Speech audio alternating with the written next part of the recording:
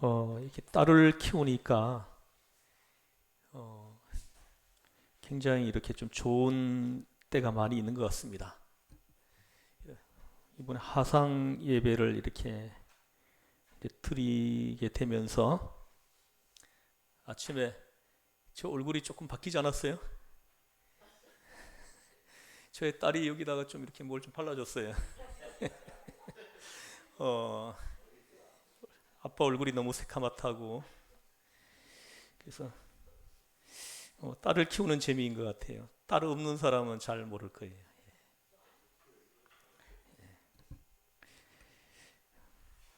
오늘 본문 말씀은 그 바울에게 있는 기쁨, 이 제목을 가지고 말씀을 전하려고 합니다. 세상을 허무하다고 생각하는 것은 불교인들입니다. 그러나 세상을 참으로 아름답다, 그리고 감사하는 마음으로 대하는 사람들이 바로 기독교인들입니다. 여러분 한번 생각해 보십시오. 모든 일이 이렇게도 고마울 수가 없습니다. 한번 가만히 한번 깊이 생각해 보십시오. 생각할수록 고맙습니다. 더구나 깊은 세계, 깊은 은혜를 생각하면서 남들 생각하지 못하는 그것까지 생각하고 감사를 올려드리는 것입니다. 나도 모르게 내 마음속 깊은 곳에서 감사하는 마음이 솟아나는 사람들이 바로 기독교인들입니다. 그리고 오늘 특별히 생각할 것은 우리에게 추상적인 감사가 너무 많다는 것입니다. 사람들이 감사하다, 감사하다 하는 말을 많이 하지만 추상적인 감사가 많다는 것입니다.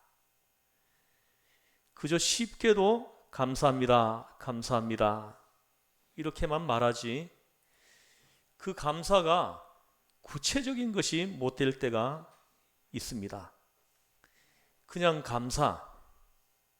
그냥 그저 감사하다고 말하는 것은 한낱 처세술이고 장사 속에 지나지 않습니다.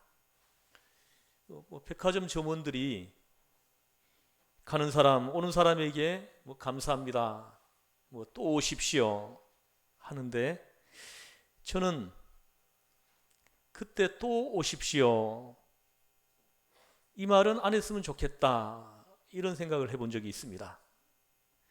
그냥 감사합니다 만 하면 되지 또 오십시오 이 말은 사실 하나마나인 것입니다. 감사하다는 말까지 그 뜻을 희석시키는 말이 되어버리기 때문입니다.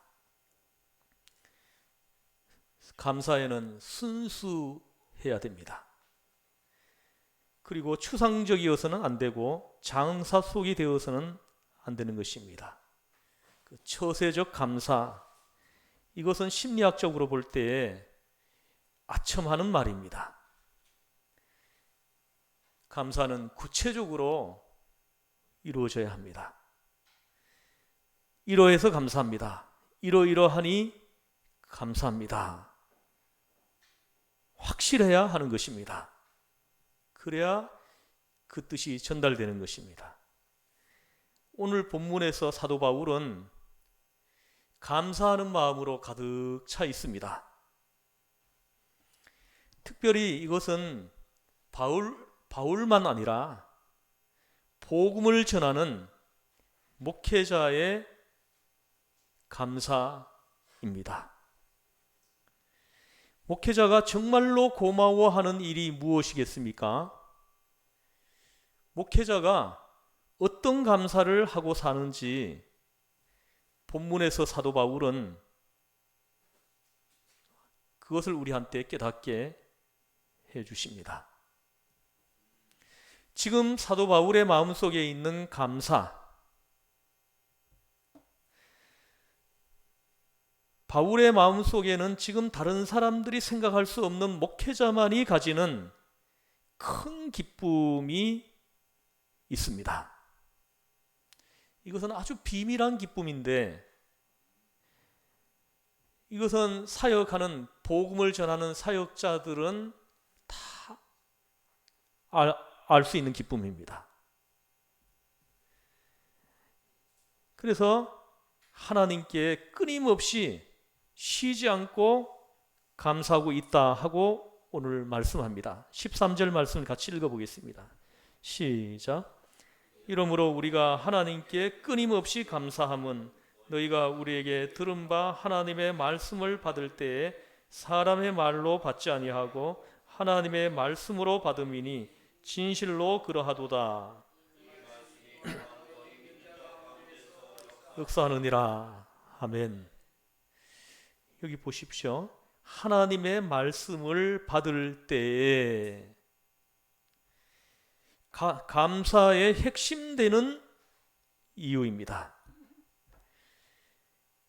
여러분, 제가 지금 하나님의 말씀을 전하고 있습니다. 또 여러분들께서는 하나님의 말씀을 듣고 있습니다.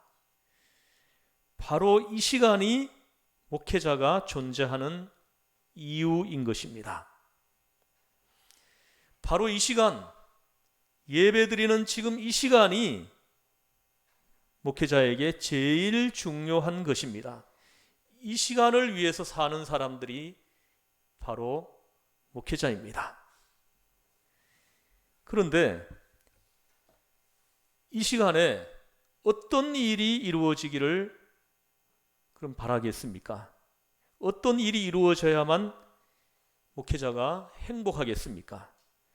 방금 읽은 13절 말씀을 보십시오.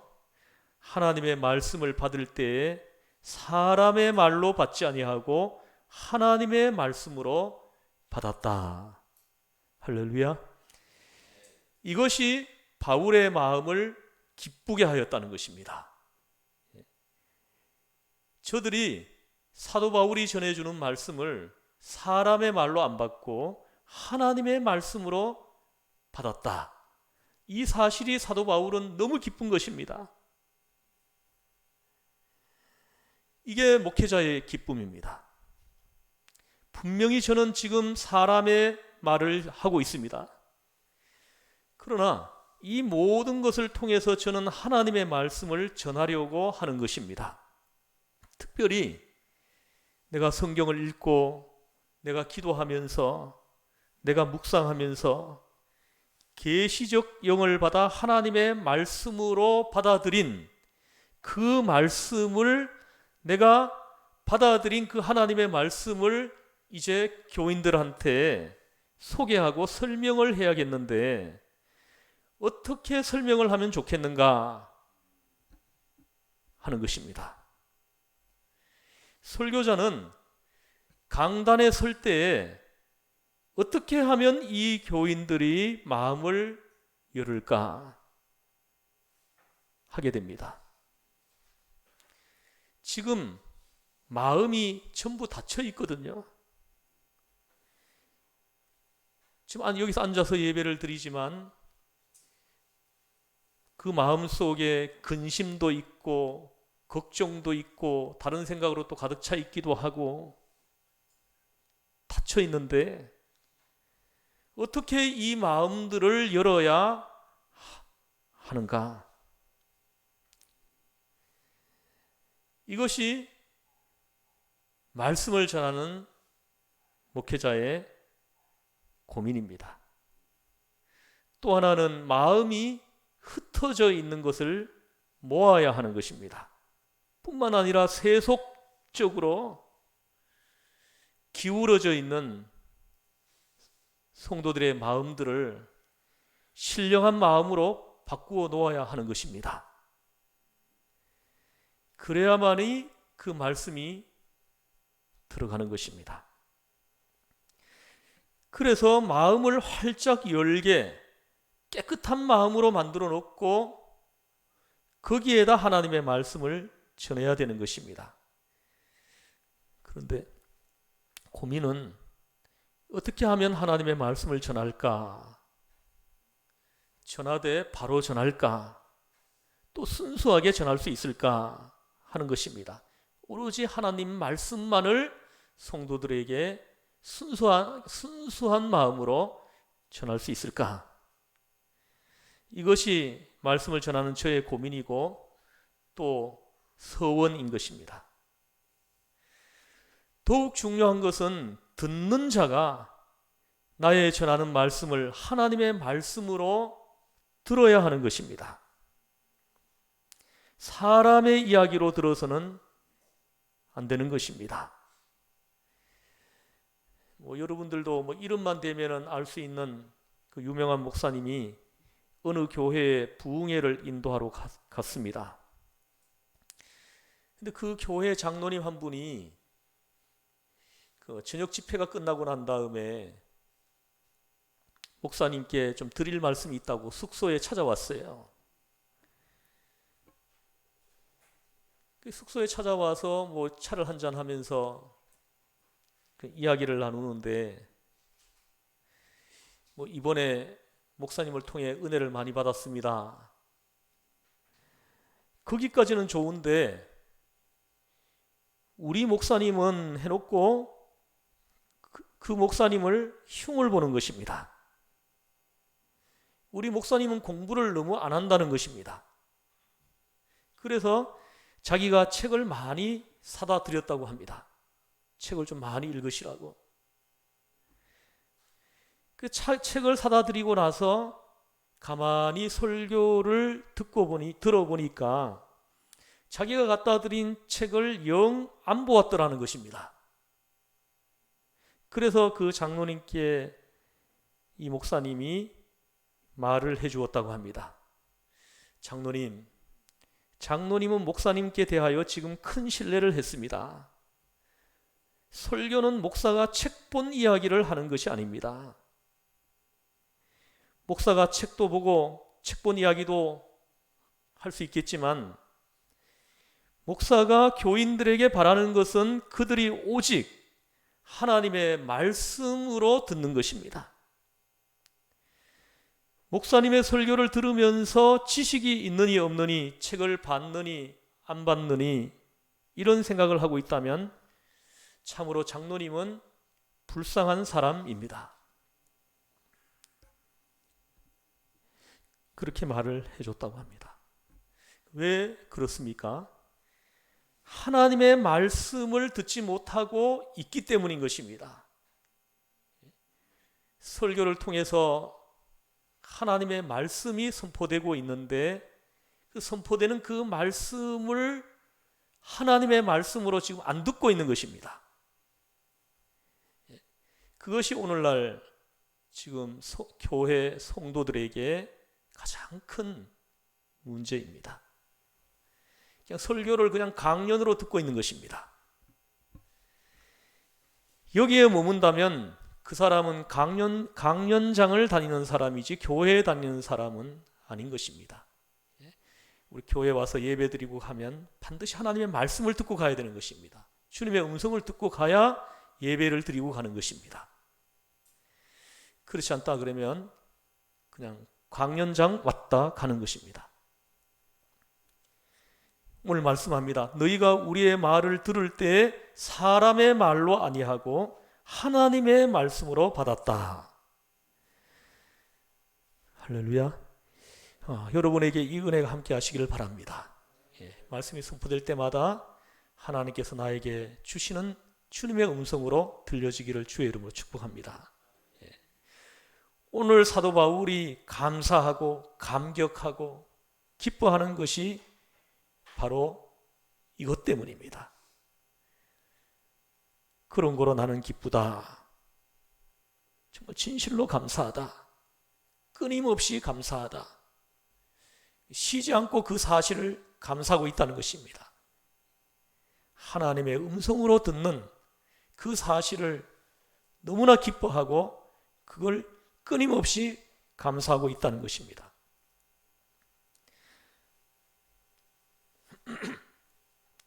이 전하는 자가 언제나 하나님의 말씀을 전하는 그 신앙으로 전하는 것입니다.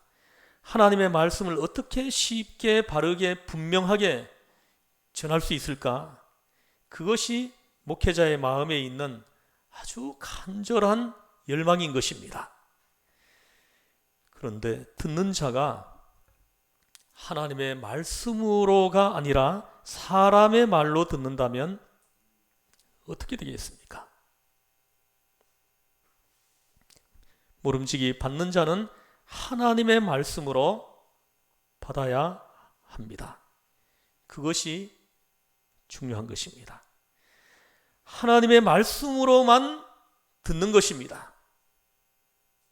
그리하게 될 때 목회자는 이보다 더 행복할 수가 없습니다.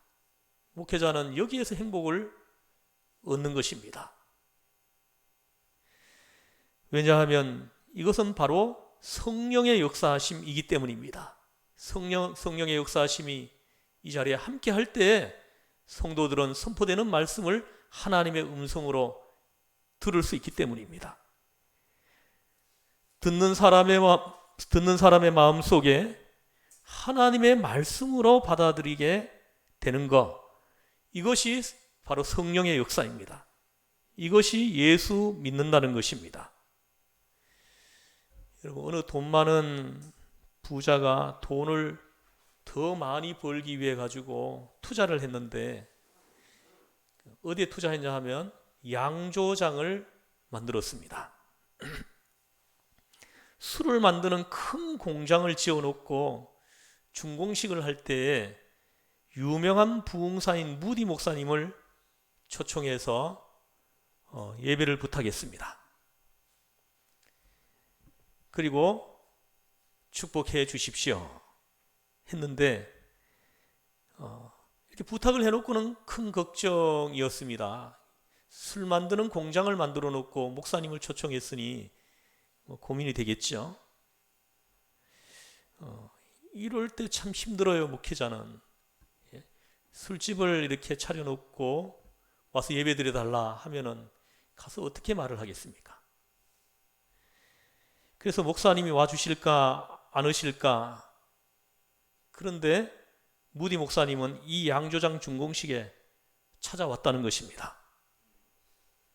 그리고 성경을 읽고 설교하고 기도를 하는데 뭐라고 기도를 하는고 하니, 하나님 아버지, 이 양조장 당장 망하게 해주세요.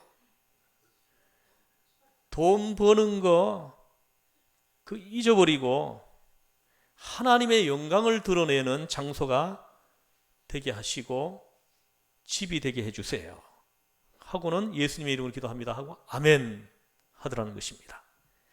근데 놀라운 것은 이 양조장 주인이 그 말을 하나님의 음성으로 들었다는 것입니다.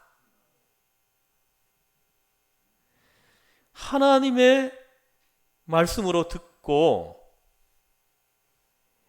당장에 지어놨던 그 양조장을 헐어버리고 거기에다가 교회를 떡 세웠다는 것입니다. 이것은 실제 있었던 일입니다. 그 부자가 무디 목사님의 말을, 목사님의 말씀을 사람의 말로 안 듣고 하나님의 음성으로 들은 것입니다. 그래서 술공장으로 지었던 것을 그냥 헐어버렸던 것입니다. 왜 그렇습니까? 하나님의 말씀이니까요. 그의 말로 안 듣고 하나님의 말씀으로 그 말씀을 받았기 때문입니다. 성도 여러분, 이것이 중요합니다. 바울은 하나님께서 자신을 통해 역사하시는 은혜, 하나님께서 나를 통해 역사하시는 것이, 이것이 너무나도 감사한 것입니다. 말씀을 전하면 이 교인들이, 성도들이 하나님의 말씀으로 받는 것입니다. 그 가운데 역사하시는 성령님의 그 역사하심, 그것이 너무도 감사한 것입니다. 여러분 중에 오늘 선포되는 이 말씀을 들으면서 하나님의 말씀으로 받고 여러분의 삶을 바꾼다면 얼마나 놀라운 일이 되겠습니까? 하나님의 성령이 강하게 역사하시고 있는 것입니다. 그러나 저의 말로 받는다 그러면은 아무런 의미가 없는 것입니다. 저를 통해서 나오는 이 하나님의 말씀을 주님의 음성으로 받고 생활 속에서 나타낼 때, 그때 우리의 실생활에서 기적이 일어나는 것입니다. 이것이 바로 하나님의 역사하심입니다. 이 역사하심이 지금 데살로니가 교회에 지금 나타나고 있는 것입니다. 사도 바울은 그것이 너무 기쁜 것입니다.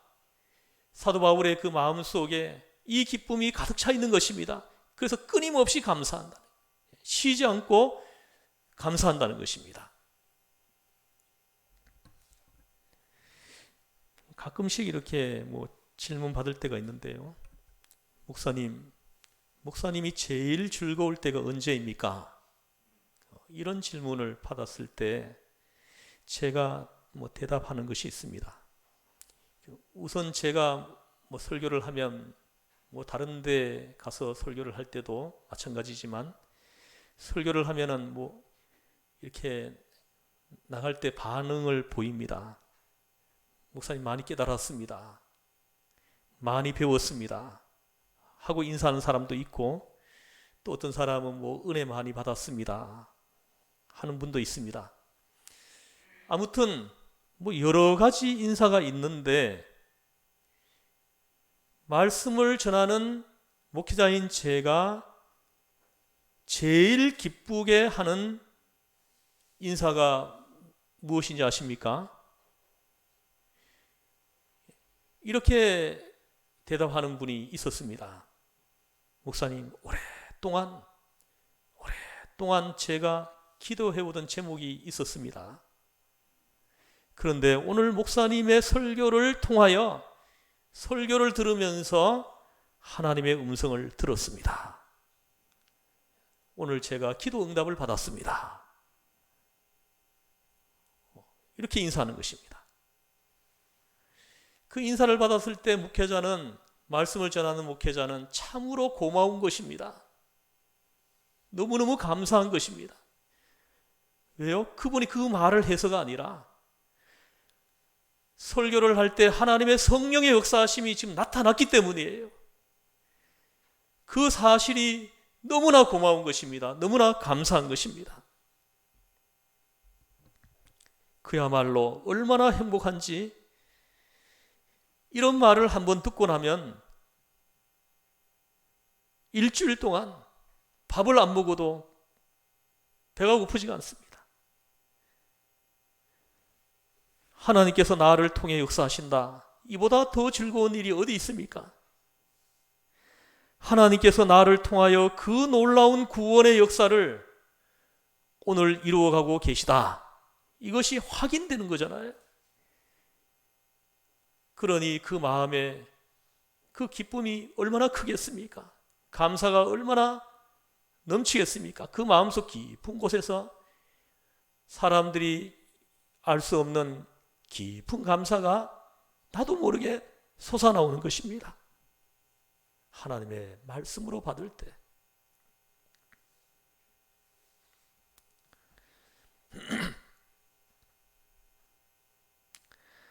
하나님께서 나를 통하여 그 놀라운 구원의 역사를